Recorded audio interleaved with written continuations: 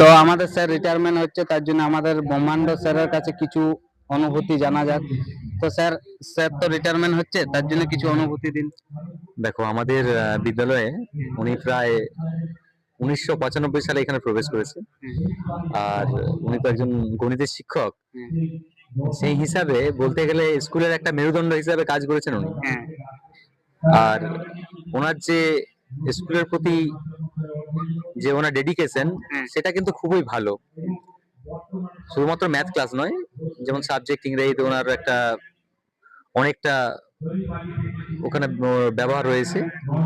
উনি প্রত্যেকটা মুহূর্তেই কিন্তু প্রত্যেকটা ছাত্রছাত্রী থেকে শুরু করে যারা আমরা কলিগরা রয়েছি, প্রত্যেককেই খুব ভালোভাবে ব্যবহার করেছেন।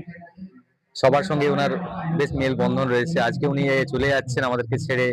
হয়তো এখানে হয়তো স্কুল নিয়ে আর আসবেন না, কিন্তু হয়তো রাস্তায় ঘাটে পথে ওনার সঙ্গে দেখা হবে।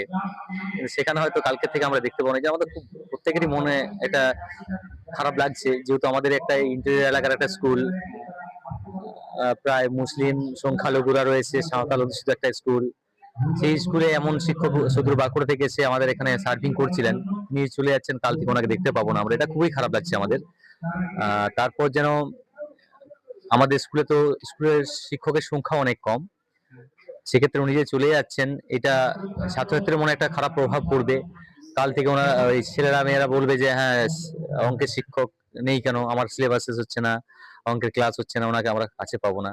প্রত্যেকটা কলিগদের মনেই আজকে খুবই একটা ভারাক্রান্ত হৃদয় কাজ করছে। আমরা চাইবো উনি ওনার ফ্যামিলি নিয়ে, পরিবার নিয়ে সবসময় ভালো থাকুক, খুশি থাকুন, মাঝে মাঝে স্কুলকে আসুন। আমরা মনটাকে সান্ত্বনা দিলেও মন সান্ত্বনা আজ পাচ্ছে না। মনে হচ্ছে যেন আজকে ওনাকে আমাদের অশ্রুসিক্ত নয়নে হৃদয়ের ভাবাবেগকে চেপে রেখে বিদায় জানাতেই হবে। ঠিক আছে। সত্যি কথা বলতে স্যার,